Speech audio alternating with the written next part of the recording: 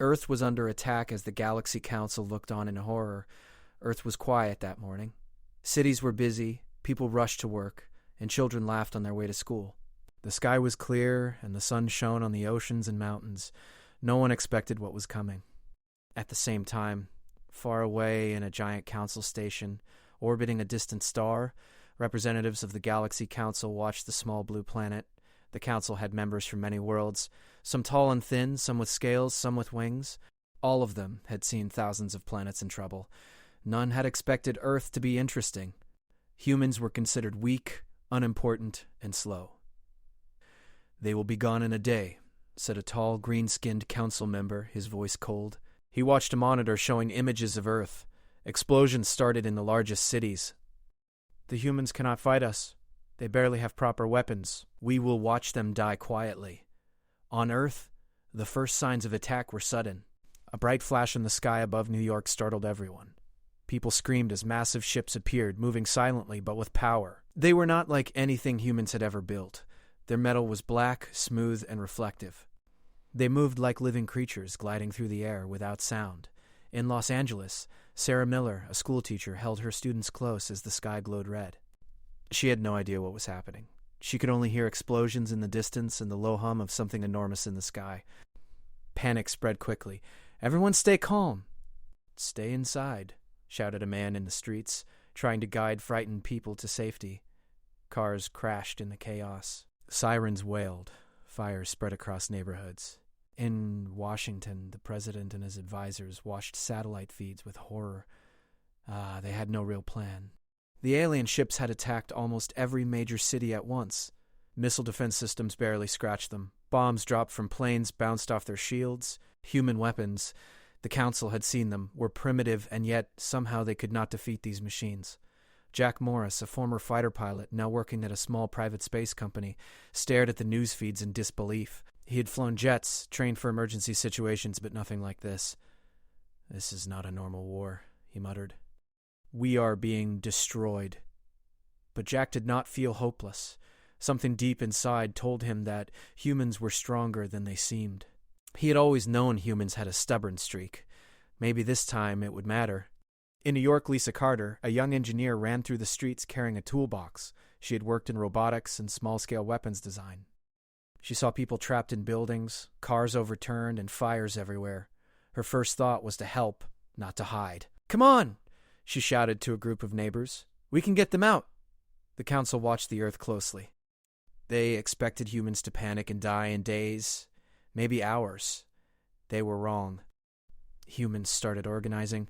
At first it was small acts, neighbors helping neighbors, drivers giving rides to those trapped, firefighters working tirelessly even as bombs fell. But it grew. People found ways to communicate when power and internet went out. Makeshift defenses appeared in cities, barricades and traps made from simple things. Ben Taylor, a retired Navy officer, took command in Boston. He had no soldiers left, but he had knowledge. He started coordinating survivors, making groups that could resist the invaders in small ways. "We don't have big weapons," he told them, "but we have brains and courage. We can survive." On the council station, whispers started among the members. One of them, a small blue alien with 3 eyes, said, "They are fighting back?" "It is impossible," said another. "They are weak." But the council watched as humans, with no advanced technology, began to slow the invaders. Civilian aircraft were taken up by pilots like Jack, who remembered old military training. Drones were used in new ways, converted into simple weapons. Humans did not give up. They did not hide. They fought in small, smart ways. Emma Brooks, a young woman in Chicago, took charge of her neighborhood. She found a group of children, old people, and adults hiding in a school building. She gave them instructions calmly, making sure everyone had a task. Some fetched water, some carried supplies, some helped the injured. She organized them like a small army. In the skies, humans began to surprise the aliens. Small jets flew in patterns the invaders did not understand. Bombs were dropped at unexpected angles.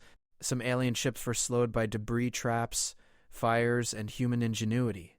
Every day, humans learned faster than the aliens expected. Back on the council station, fear began to creep in. The council had never seen a species resist so quickly. They were supposed to be weak, and yet humans adapted in hours. Small civilian victories, small attacks began to make a difference. "They are learning," said the green-skinned council member, voice shaking. "They are changing faster than expected. It should not be possible." "They are primitive," said the blue three-eyed alien, "but they are dangerous because they refuse to give up. They are stubborn." On Earth, Jack, Lisa, Ben, and Emma began to meet secretly. They did not know each other at first, but news of human resistance spread fast. Survivors found ways to connect using radios, hacked systems, and old satellites. They realized that humans could only survive if they worked together. Jack looked at the map in a small basement hideout. "We can't fight them head on," he said, "but we can slow them. If we keep moving, keep attacking in small ways, we can survive long enough to learn more about their ships." Lisa nodded, her hands full of tools. "We can take parts from their ships, figure out how they work, and maybe even use them," Ben added. "Humans have always done the impossible. Look at history. We survived plagues, disasters, wars. This is just another challenge." Emma smiled. "And we don't give up easily." The first week of attack passed. Earth was scarred. Buildings were gone, cities were burning, millions had fled. But humanity was still alive. People organized refugee convoys, repaired damaged vehicles, and made weapons from scraps. Children helped carry supplies. Ordinary people did heroic things every day. The council could not believe it. Whispers of disbelief became arguments. "This is impossible," said one member. "We are stronger in every way, yet they fight like predators." They are not just surviving. They are learning, adapting, and striking back. In Boston, Ben coordinated a small strike. He used a converted cargo plane with explosives to hit a key alien landing craft. It worked. The ship was damaged and retreated. Jack led a group of pilots to intercept smaller alien fighters. They destroyed a few using simple homemade missiles and traps. Each small victory gave humans hope and scared the aliens. "They will not surrender," said the green-skinned council member. He looked pale and nervous. "They are too dangerous." On the ground, Emma and Lisa worked to repair a damaged communication tower. They knew that if humans could talk to each other, they could survive. They rigged old electronics to send signals, and soon messages moved across the country. People in New York, Chicago, Los Angeles, and Seattle began to share strategies. Human networks formed, and the aliens had no idea how humans were doing it. By the end of the first week, Earth was battered but alive. The skies were filled with alien ships, smoke, and human planes. Cities were ruined, but survivors stood ready. Humans had learned one important lesson. They could not rely on the world to save them. They had to save themselves, and somehow they were doing it. The Galaxy Council, watching from afar, had never seen anything like it. Humans were supposed to die quickly, and yet they were fighting, adapting, surviving. Fear began to replace confidence. The Council realized that maybe humans were not weak. Maybe humans were something else entirely. Jack, Lisa, Ben, and Emma looked at the rising sun on the horizon, smoke in the distance. They knew the fight was only beginning. The aliens were powerful, and they could not win in a single day. But humans had something the aliens did not expect: courage, unity, and creativity. Earth was under attack, and the Galaxy Council looked on in horror. But on the planet itself, humans were awake, alive, and ready to fight. And somehow that was enough for now. The morning after the first week of attacks, Earth was quiet in a strange way. Not peaceful, but tense. Smoke still rose from the cities, fires burned in the distance, and the sky was filled with alien ships. But humans were not hiding anymore. They were moving, talking, and preparing. Jack Morris checked the map again. The lines of destroyed cities, damaged roads, and alien landing zones were marked in red. He and Lisa Carter had found a small underground control center in Boston, an old research facility that still had power. Ben Taylor and Emma Brooks joined them there. Together they became a small command team, planning the first major counterattack. "We can't attack their big ships," Jack said. "They are too strong, but we can strike at smaller vessels, landers, supply lines. If we do enough damage, we slow them down." Lisa nodded, examining a piece of alien debris she had brought from a previous battle. "We can use what we learned from these ships. Their engines, their shields. Maybe we can make weapons that work against them." Ben, standing by the communication boards, looked worried but determined. "We need to organize civilians, pilots, engineers. Anyone willing to help?" If we fight together, we can make a difference. Emma smiled faintly. Humans have always done that. We adapt. We survive. We just need to keep moving and keep learning. Their first plan was simple but risky. They decided to send a small group of human pilots to intercept a convoy of alien supply ships heading to the Midwest. The convoy was unguarded, but heavily armed. Humans had few weapons that could damage the ships, but they had creativity. Jack led the pilots, using old fighter jets modified with parts from cargo planes and homemade missiles.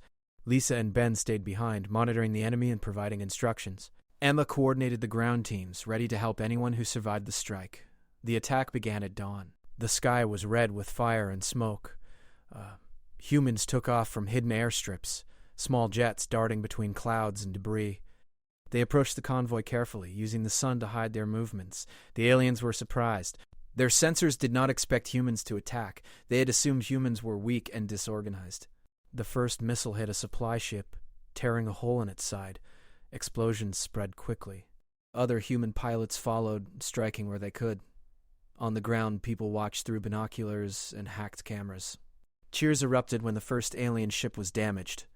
For the first time, humans felt hope. This was not just survival. This was fighting back. The council members watched in shock. "How is this possible?" asked the blue three-eyed alien. "They are attacking with nothing. They should die instantly." "They are learning too fast," said the green-skinned council member. His hand shook. "They adapt with every strike. This is not normal. On Earth, humans continued to strike."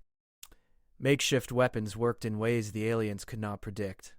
Cargo planes carrying explosives, drones with fire charges, even civilian cars used as traps. The aliens could destroy humans easily if they attacked directly, but humans never fought the way they expected. Jack and his pilots returned to the hidden base after the attack. They had destroyed 3 supply ships and damaged 2 more. It was a small victory, but it meant a lot. Humans were no longer just survivors. They were a force the aliens had to respect. "That went better than I thought," Jack said, breathing heavily. "We can keep doing this. If we hit supply ships, we slow them down. We make them make mistakes." Lisa worked on the alien parts they had collected. "We can build something bigger," she said. "Something that actually works against their shields." "We need to test it quickly." Ben nodded. "We can't just react.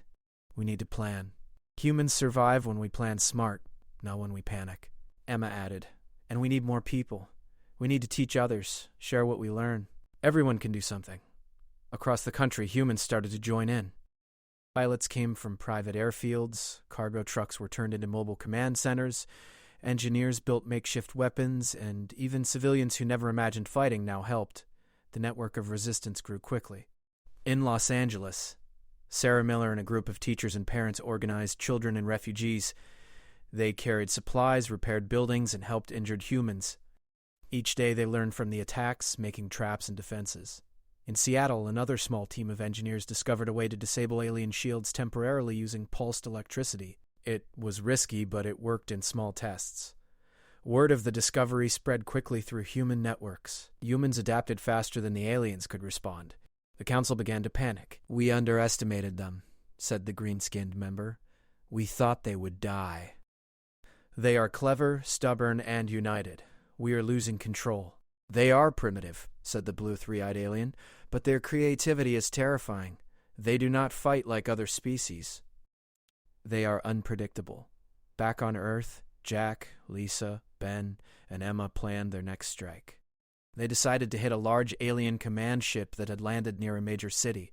It was risky, but if they could damage it, humans could gain a huge advantage. They gathered pilots, engineers, and volunteers. They shared knowledge of alien technology and coordinated attacks. Humans learned from each failed strike and each small victory. Nothing went to waste. Every mistake became a lesson. The attack began at night. Darkness gave humans cover. They used lights and flares to confuse the aliens. Cargo planes dropped explosives, drones attacked sensors, and human pilots strafed the ship with missiles they had modified from alien technology. The battle was intense. Explosions lit the night sky, and smoke filled the air.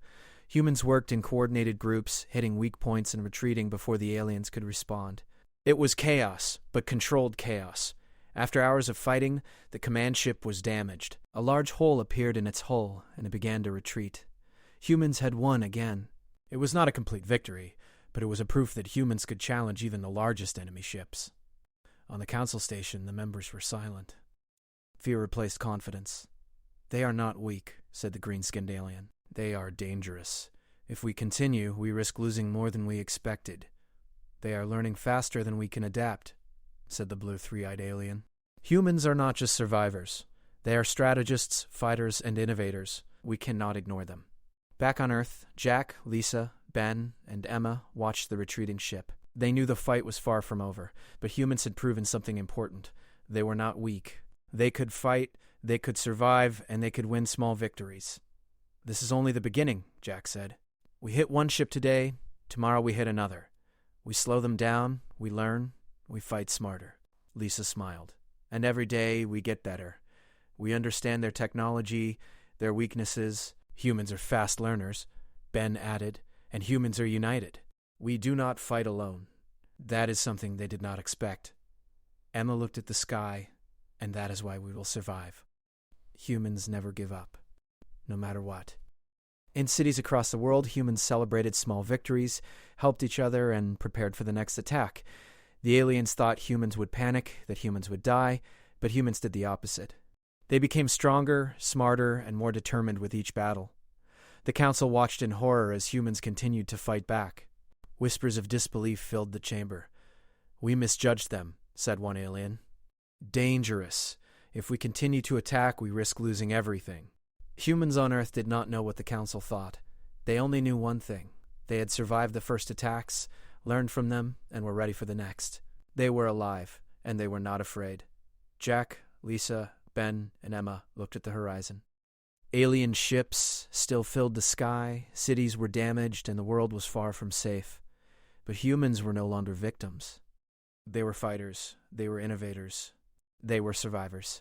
And for the first time, humans believed they could win. Earth was still burning in many places, but humans had learned to fight back. Each day, more civilians joined the resistance. Pilots, engineers, scientists, and ordinary people worked together. They shared knowledge, repaired vehicles, made weapons, and built traps. Humanity had begun to show the aliens they were not weak. Jack Morris stood on a ruined rooftop in New York City looking at the sky. Alien ships patrolled the air, but he could see small gaps. "They are predictable," he said. "We know how they move now. We can use that." Lisa Carter examined a small alien drone she had captured. She had taken it apart and studied it for hours. "Their shields are strong," she said, "but their control systems are sensitive. If we can jam their signals, we can confuse them."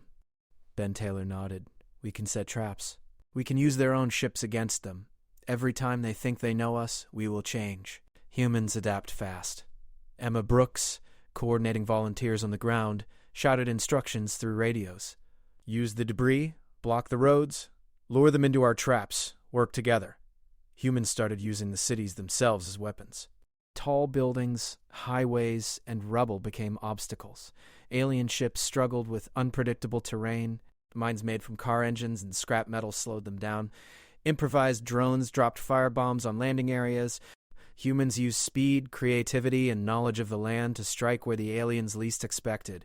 In Los Angeles, Sarah Miller led a group of civilians into abandoned factories. They made traps, improvised weapons, and explosives. Ordinary people became fighters. Children helped carry supplies while adults set up defenses and lookouts. No one waited for soldiers. They became soldiers themselves. Jack led a strike team to attack a major alien supply hub near Chicago. Lisa had built a small jamming device that could interfere with alien shields for a short time. They approached carefully. Humans flew low between buildings, hiding from sensors. The first strike hit perfectly. The jamming device disrupted shields on one of the larger alien ships. Human missiles found their target. Explosions lit the city. The aliens scrambled, but humans had already retreated before the enemy could respond fully. "That worked," Jack shouted over the radio. "They don't know what hit them." "Keep moving," Lisa said. "Don't let them recover." "They are too fast. They are adapting faster than we can respond," said the green-skinned member. "They are learning from every attack," said the three-eyed alien, "and they are using their cities, their people, and even their own mistakes to fight back. This is dangerous. Humans were learning quickly." Every failed strike taught them new ways to attack. Every destroyed building became a lesson. Every captured alien device became a tool. The planet was no longer a target. They were using it as a weapon. In Boston, Ben Taylor organized a convoy of civilian trucks and buses. They carried explosives, supplies, and volunteers.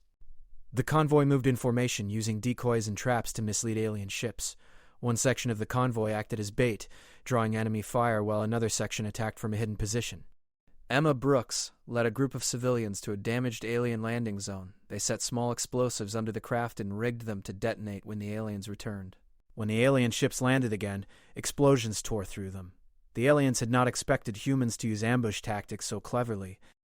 Jack, Lisa, Ben, and Emma started meeting secretly at night in basements and abandoned buildings. They planned larger operations. Each plan was based on intelligence from scouts, drones, and captured alien devices.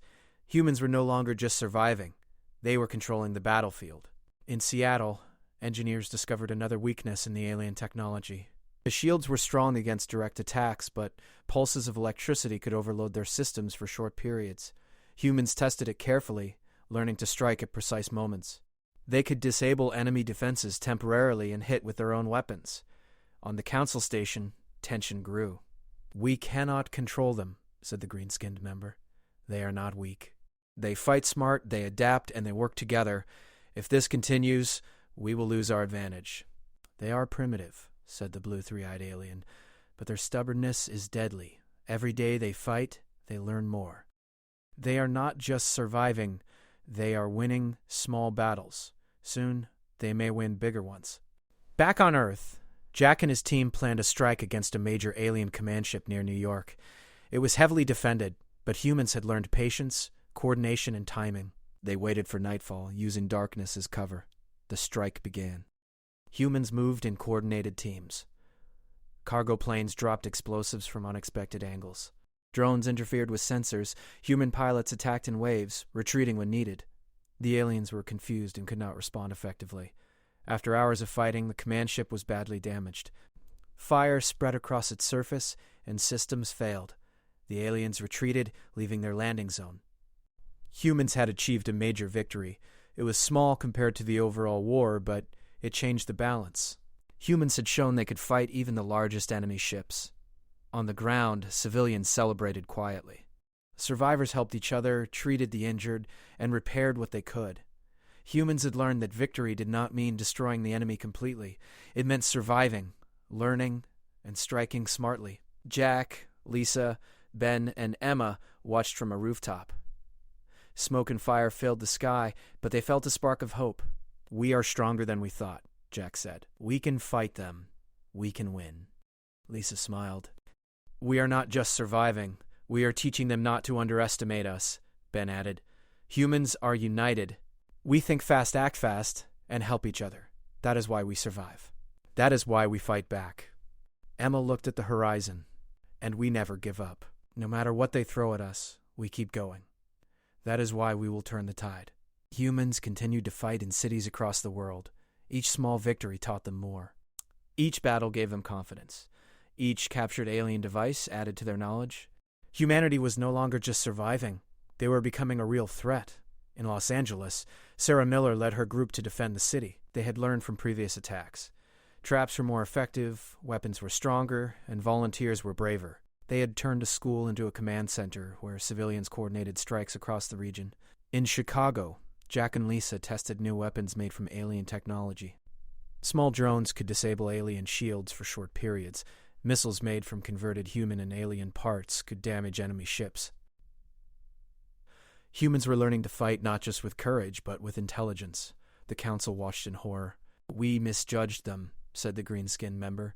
"Humans are not weak. They are dangerous. If this continues, we will lose everything we expected to control." "They are clever, stubborn, and united," said the three-eyed alien.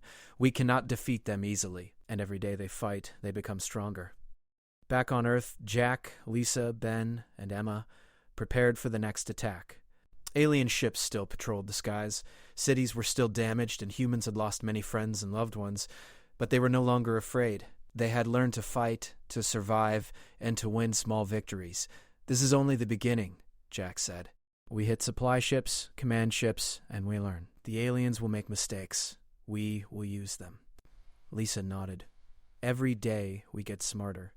We know their technology. their weaknesses. We can strike faster, harder, and smarter, Ben added, and humans are united. We fight together. That is something they never expected. Emma looked at the sky. And that is why we will survive. Humans never give up. No matter what, we keep fighting. The sun rose over the ruined cities. Smoke filled the air. Alien ships still patrolled the skies, but humans were ready. The planet had become a battlefield, but humans had learned to use it as their advantage. The aliens thought humans were weak, slow, and fragile. They were wrong. Humans were smart, fast, united, and brave. Humans were not just surviving, they were turning the tide. Earth was under attack, but humans were alive, fighting and winning. The Galaxy Council looked on in horror, realizing that humans were no longer to be underestimated. And for the first time, humans knew they could not just survive. They could win. This part is 1,600 plus words, third person simple and basic English, and shows humans gaining the upper hand, turning the tide against the aliens.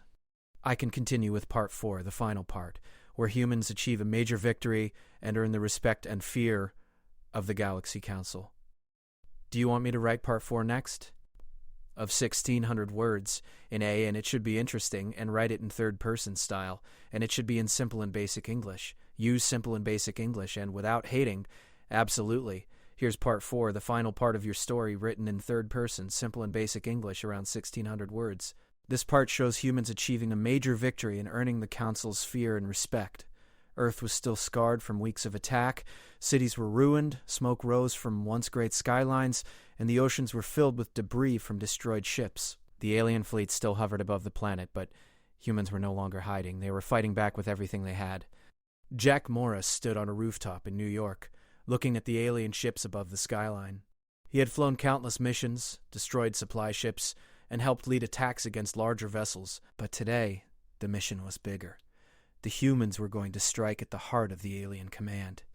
Lisa Carter worked on a small device she had built from captured alien technology. It could temporarily disable shields on a large ship for a short time. If this works, she said, we can hit their command ship and force them to retreat. Ben Taylor organized human forces across multiple cities. Pilots, engineers, volunteers, and civilians worked together. Everyone has a role, he said. No one fights alone. We are united, and we will strike smart. Emma Brooks coordinated ground defenses and communication networks. She had built a system that allowed humans in New York, Boston, Chicago, and Los Angeles to share information in real time. The humans had become one connected force. The plan was daring. Humans would strike at the largest alien command ship near New York. It was heavily armed and heavily defended. Humans would use darkness, distraction, and the new shield jamming device to their advantage. As night fell, humans moved into position. Small planes, drones, and volunteers took their places. Debris in the streets and abandoned buildings provided cover. The alien ship patrolled the skies, unaware that humans were ready. Jack led a squadron of small jets. Lisa activated the shield jamming device. Electricity pulses temporarily disabled the alien ship's defenses. Missiles and explosives hit the target, tearing open its hull. Alarms blared across the alien fleet. On the ground, Emma and her team coordinated volunteers to target alien landing zones. Improvised explosives, traps, and fires slowed reinforcements. Humans fought in every way they could, using intelligence and courage. The aliens were shocked. They expected humans to hide or surrender. Instead, humans attacked, adapted, and struck strategically. The command ship began to fail. Fire spread across its surface. Systems shut down. Aliens scrambled to respond, but humans were always one step ahead. Boston, Ben coordinated a simultaneous strike against another alien vessel. Humans used captured drones, jamming devices, and old planes. The attack worked. The alien ship was damaged and forced to retreat. Humans had achieved something impossible. They had hurt the enemy at the highest level. On the council station, members watched in disbelief. "This cannot be happening," said the green-skinned alien. "Humans are attacking our command. They are not weak. They are smart, united, and fearless. They are unpredictable," said the three-eyed alien. "Every day they fight, they learn, they adapt. They are not just surviving, they are winning. We are losing control." Back on Earth, humans celebrated quietly. The command ship was crippled, and alien forces began to retreat. Small victories had turned into a larger success. Humans had proven they could fight even the strongest enemy. Jack, Lisa, Ben, and Emma met in a ruined building to discuss the next step. "We have shown them we can strike anywhere," Jack said.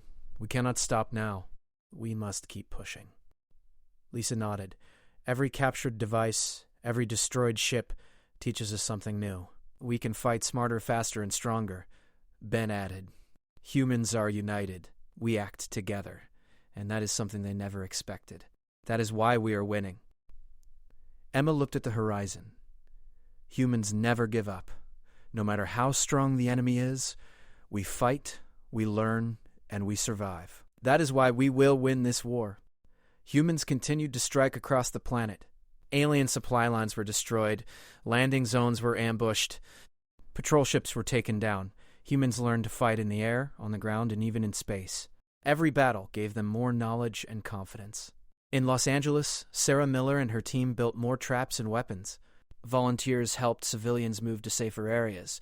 Children and elderly people were guided to shelters. Humans were organized and resourceful. They were no longer weak. In Chicago, Jack led another strike against an alien supply convoy. Small drones and modified planes attacked from unexpected angles. The convoy was destroyed, and humans captured valuable supplies and equipment. The aliens had never faced such a determined enemy. On the council station, the members began to argue. "We underestimated them," said the green-skinned member. "They are too strong, too united, too smart. If we continue, we risk losing everything." "We must retreat," said the three-eyed alien. "Humans are not just survivors. They are innovators, strategists, and fighters. We cannot control them, and we cannot ignore them." Back on Earth, humans continued their fight. Each small victory inspired more people to join. Ordinary civilians became soldiers, engineers, and pilots. Humanity had turned the tide. They were no longer fighting to survive. They were fighting to win. Jack, Lisa, Ben, and Emma prepared for a final coordinated strike. Humans across the planet were ready. Every city, every survivor, and every volunteer played a part. Humans had learned to fight together, to plan, to adapt, and to use everything at their disposal. The attack began at dawn. Humans moved with precision and courage. Drones disrupted alien sensors. Jets attacked from unexpected directions. Explosives and traps hit landing zones. The command ship, already weakened, was finished. It exploded in the sky, a massive fireball visible across cities. The alien fleet retreated. They had been shocked by humans' intelligence, unity, and bravery. Humans had won a major victory. They had survived, fought back, and taught the Galaxy Council that Earth was not to be underestimated. On the council station, silence fell. Members stared at the screens. "We misjudged them," said the green-skinned member. "Humans are dangerous. We cannot control them, and we cannot ignore them. They are clever, stubborn, and united," said the three-eyed alien. "We will have to respect them and fear them." Back on Earth, humans celebrated quietly but did not rest. They knew the fight was not over, but they had proven that humanity could survive, fight back, and win. Every survivor felt proud.